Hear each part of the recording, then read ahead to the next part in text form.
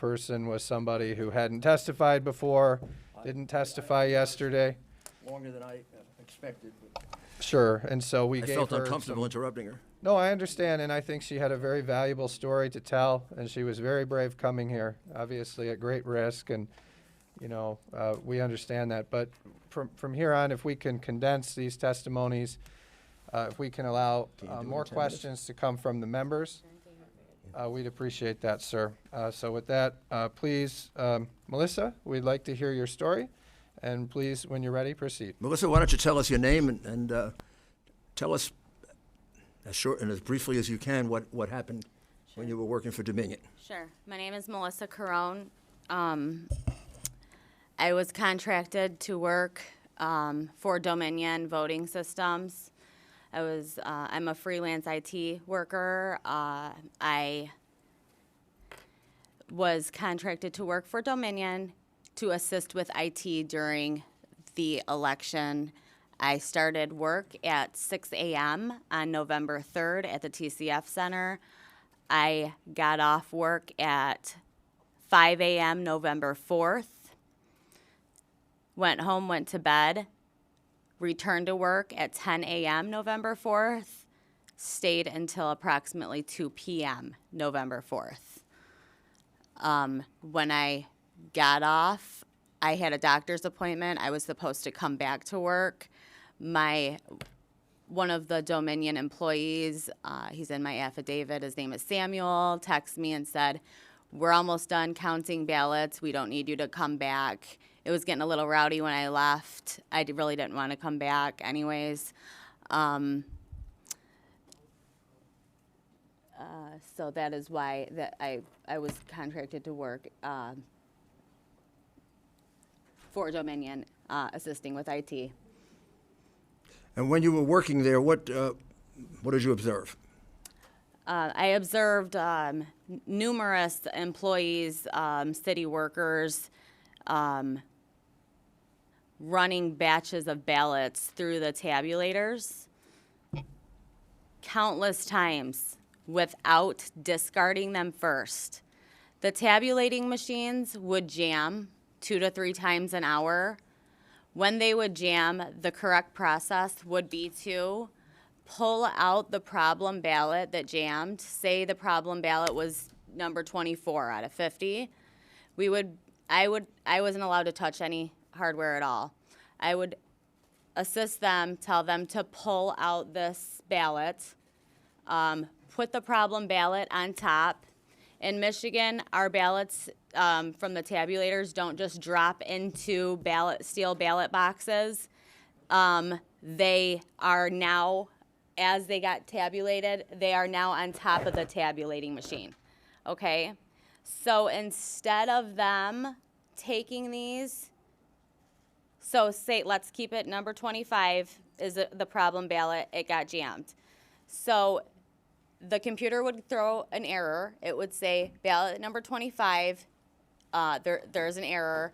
I would say pull out ballot number 25, slowly pull it out, put it on top, take the ballots that had already been tabulated, which are on top of the tabulating machine now, put them all back in a stack, discard the entire batch, and re-scan it. Instead of discarding, they were just rescanning,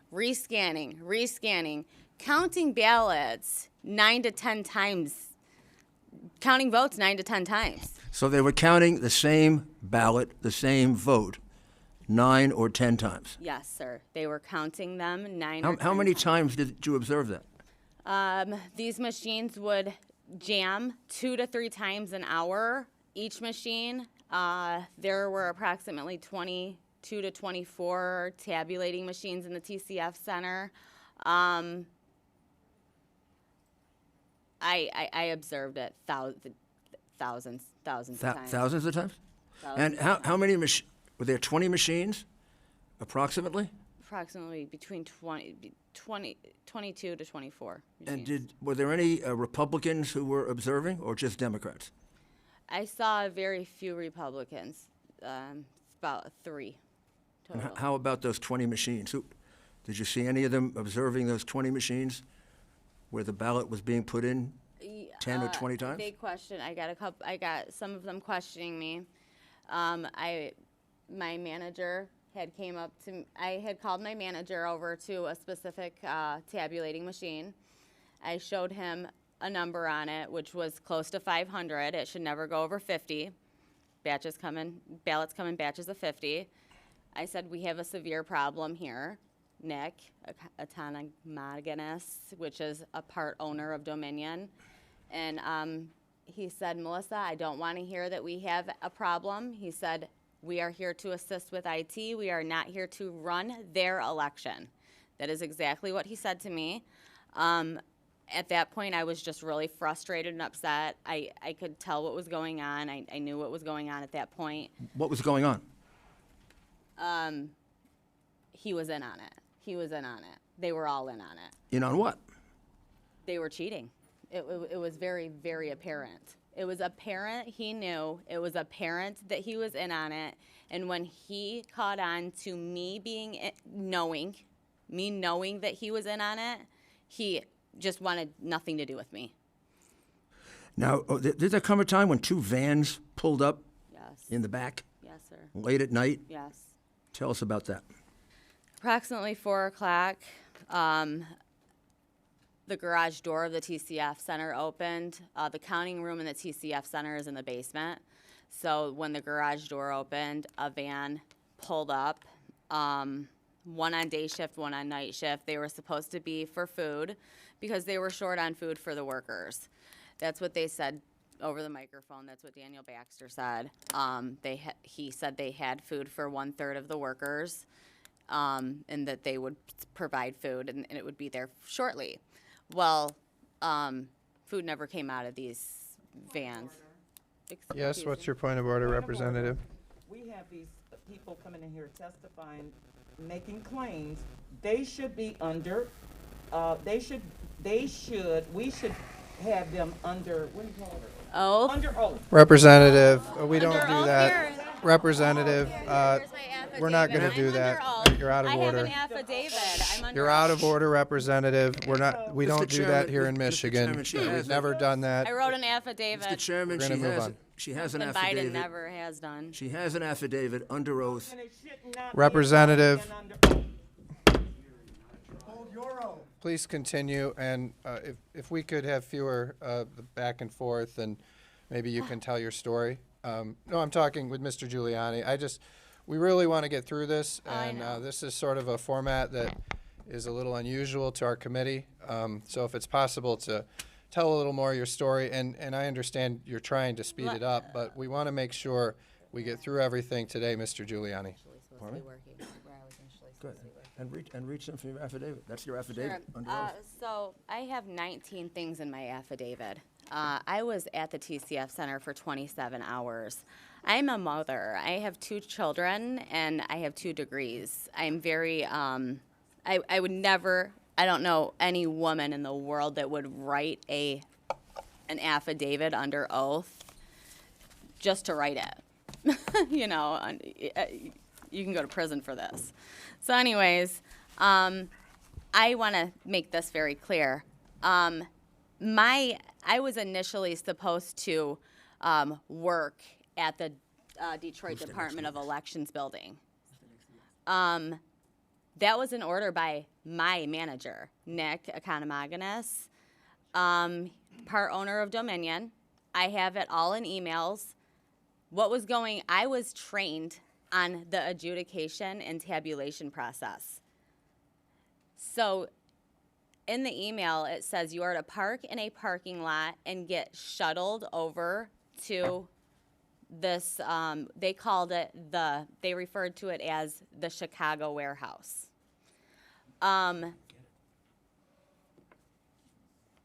I know for a fact there was illegal activity going on there. People have pictures of people carrying ballots out of that place. There is pictures of vans full of ballots coming out of that place.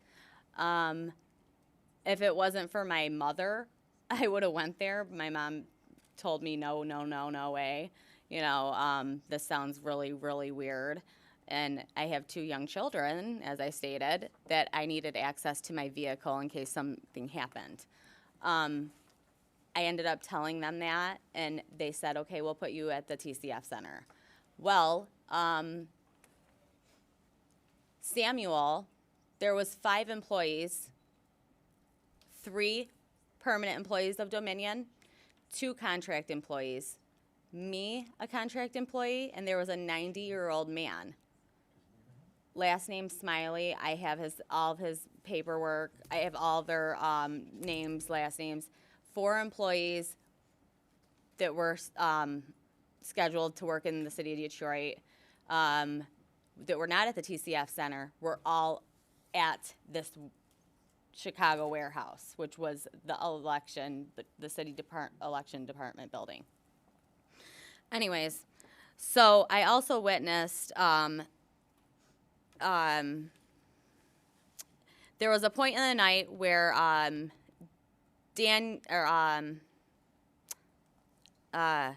Samuel and Nick said that there was a big data loss. They started freaking out, stepped off the stage, got on their phones. I asked them what was going on. They said it was taken care of. Nick sent Samuel over to this warehouse for about 3 hours. When he got back, I said, where were you? Where'd you go? He said, I was at the warehouse. And I said, what were you doing there? And he's like, nothing, they just needed my help. Well, I said, where is this warehouse? And he said, because I wasn't putting 2 and 2 together yet that I, was initially supposed to work there because I'd never even looked up the address. And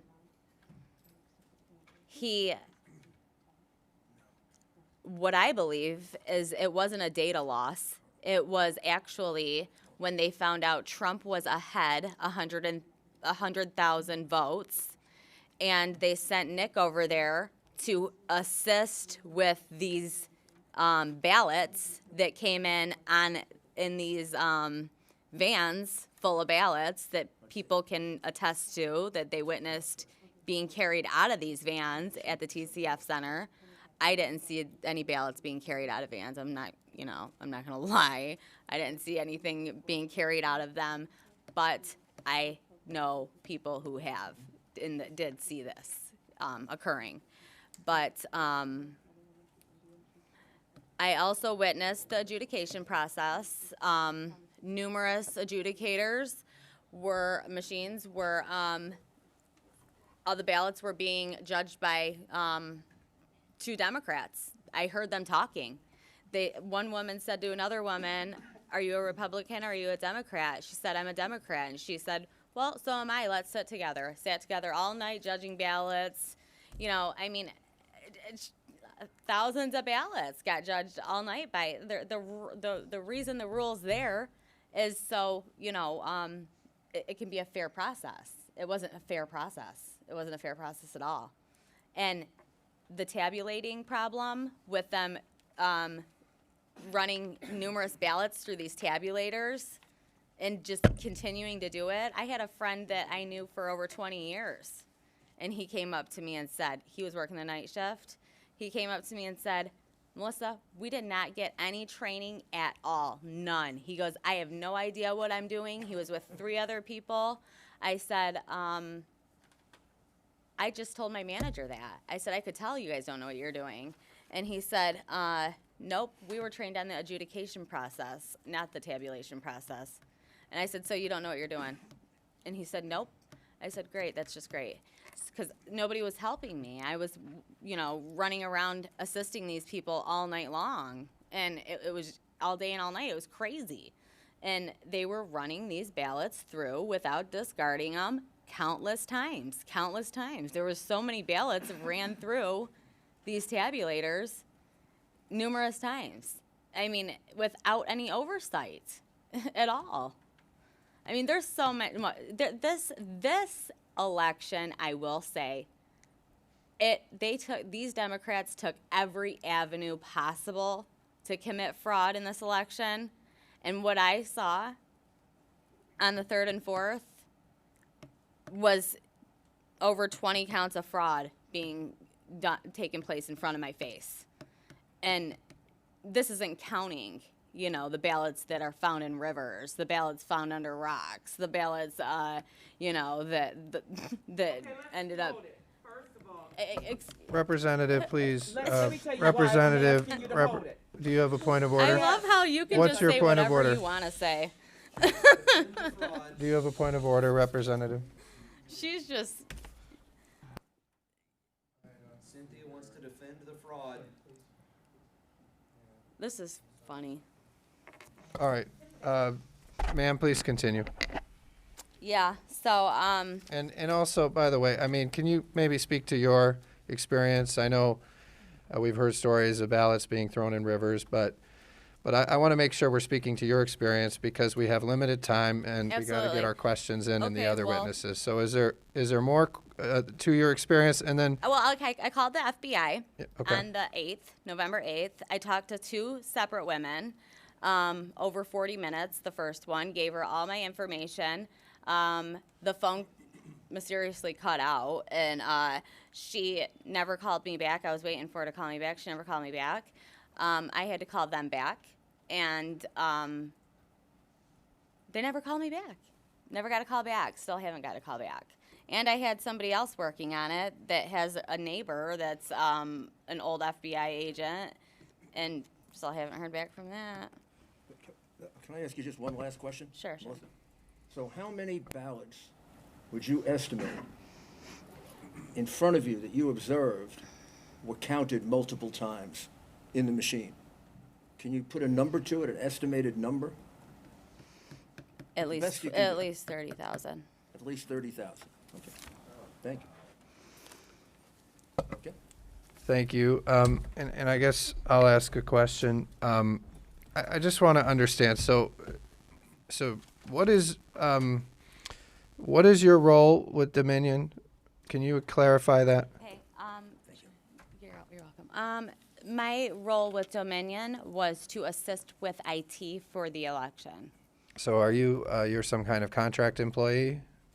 I was a contract employee, yes. Okay, of what organization? I'm sorry. So were you were like a contract employee of Dominion, or was there some? So I have my contractor? resume everywhere, Yeah. you know, and because I was laid off from Ford, Mm-hmm. so they just found my resume and called me and said, "Do you want to work the election, the 3rd and the 4th?" I see, but you were employed directly by Dominion. Did Dominion pay me? No. PDS staffing paid me. Okay. Because they called me, but I was working for Dominion. Yes. Okay. Something very, very suspicious too, must I add, that we were not allowed to wear name tags at all. We were not allowed to talk about who we worked for. They were very secretive. They didn't want anybody knowing anything about them. And so I just want to make sure I understand you correctly. So you said you're alleging that you heard or that you witnessed ballots being put in the machine, run through, counted, and then put through again? Is that what you're alleging? Without discarding. Mm-hmm. That is what I am telling you to be a fact. And how many times did you witness this happening? I witnessed it in a 27-hour period, thousands and thousands of times. Yeah, that's very interesting, and I will note, Dominion won't come before this committee. I've asked them, and so far they've refused, and I do want them to come before this committee because we need answers from them about how their They're machines missing. work. They're So we're going to continue to try to get them here. But with that, I'll go to Representative LaFave. Thank you, Mr. Chairman, and I am not sure how I'm going to do this with one question, but I'm going to try my best anyway. So, with these tabulator machines, of which you estimate there are approximately 22 to 24, I guess I'm not understanding. So, you place batches of 50 on top of the machine. No. Okay, so I'm gonna try to explain it to you as if it's a printer, okay? Thank you. Okay, so, a printer, when the papers come out of the printer, that's where in these tabulators, that's where you would feed the 50 in, okay? Now, on top of the printer, right, so where the scanner would be, right? If it's like a 4-in-1, right? So, that's where these ballots would come out after they had been tabulated, okay? So if one jammed, number 25 jammed, right? Then it would put up an error. Discard, rescan. Ballot number 25 has an issue. So they would then take all the ballots that had been tabulated from the top, right? That are now on the top, the 24 that are on the top, the ones that are on the bottom that haven't been tabulated yet, okay? And number 25, the problem ballot, they would put number 25 on top. They would discard the entire batch, and then they would rescan it. Instead of discarding it, they would rescan them, counting those 24 again, okay? Now, let's say it was out of 50, number 48 that jammed. That's 47 being counted again. I'm just using you know what I'm saying? So, does that clarify that? Okay. It does. And basically, you put batches of 50 in until you're done with that precinct, right? That's what they would do, yes. But a lot of these workers would, they would get a batch of 50, and then they wouldn't get another batch for like 10 minutes. So then the ballot box was behind them, the steel ballot box. So they would have this batch of 50 in front of them for 10 minutes with no oversight. So they would run them through again with no oversight. They just had no idea what was going on. And if they did know what was going on, I'm giving them the benefit of the doubt, right? So I'm saying they have no idea what's going on. Who knows? They did. You know, I have no idea. That was I know helpful. what my friend said. Thank you, Mr. Chairman. Representative C.A. Johnson. You're on our list. Did you have a question? Okay. Representative Camilleri. Thank you, Mr. Chair, and thank you for your testimony. Going back to the ruling from Judge Kenny, Timothy Kenny, he writes that your description of the events at the TCF Center does not square with any other affidavits. Yeah. He says that there are, my mistake. excuse me, I'm speaking. Please, Thank you. let's let the representative finish, and then you can answer. He writes that there are no other reports of lost data or tabulating machines that jammed repeatedly every hour during the count.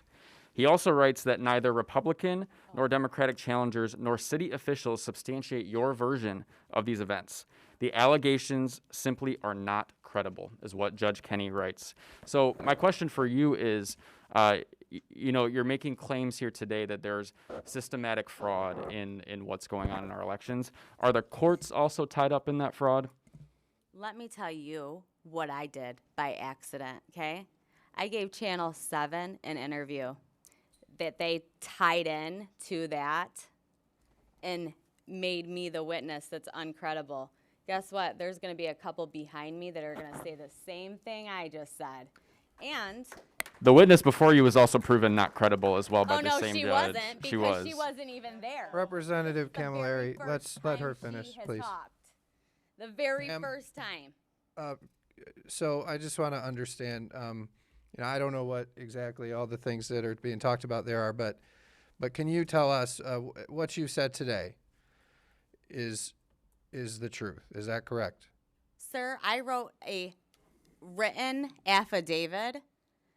Yes, it is 100% true.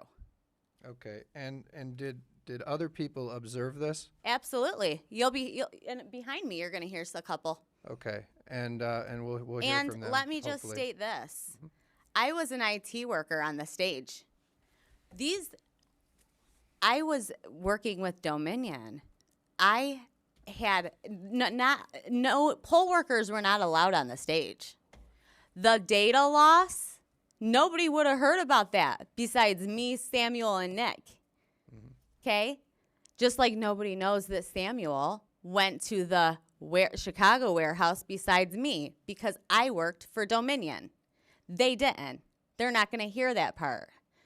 You know what I mean? The poll workers are not going to know that Samuel, they're not even going to know who he is.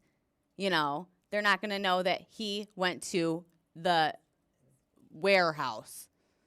So I think what Representative Camilleri is asking is perhaps why is it that more people, and I know we have a couple here today, but why is it that we're not having more people come forward? I mean, it seems like if there I'll was tell all you this why. widespread fraud that, we'd have dozens and dozens of people. I'll tell you why. My life has been destroyed. My life has been completely destroyed because of this. I've lost family. I've lost friends. I've been threatened. My kids have been threatened. I've had to move.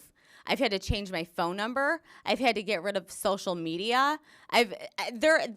Nobody wants to come forward. They're getting threatened.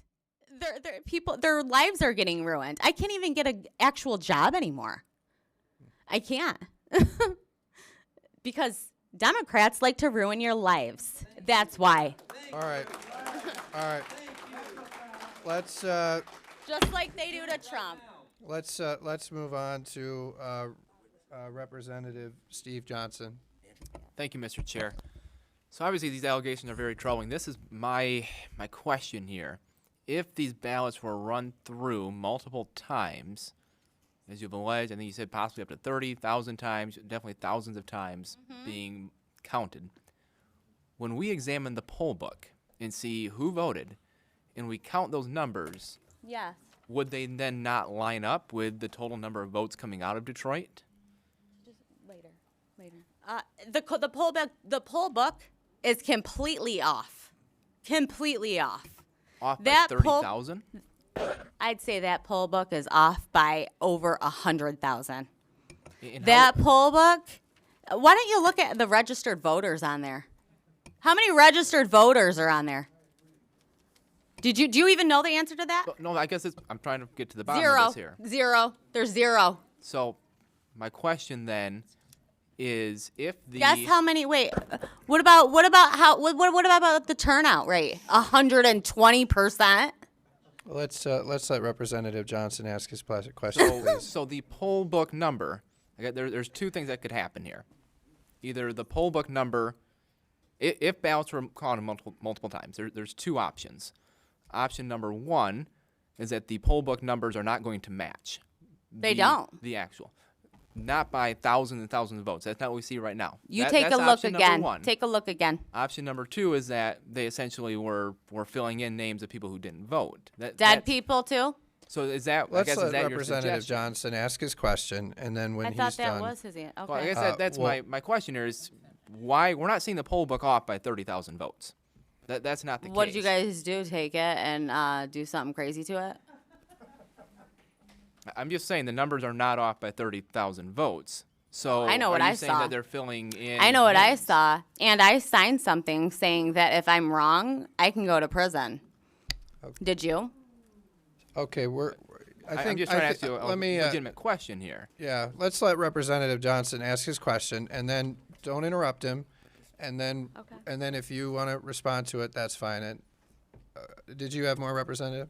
Yeah, I guess I just want to keep following back up with the poll book. So are we saying that the poll book is either wildly off or that they are Wildly filling off. in names? It's wildly off, and dead people voted, and illegals voted. Okay. So that's my answer. I think we're going to move on. Yeah. Representative LeGrand.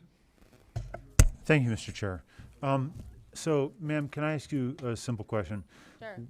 When did you convey the narrative? When did you communicate substantially the narrative that you've given us today?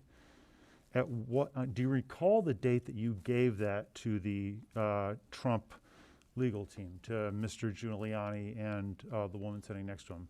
To Mr. Giuliani, To the to team. them, I'm working with a different attorney. They Well, they're here with you now, and they heard your story, and it's not the first time they heard it.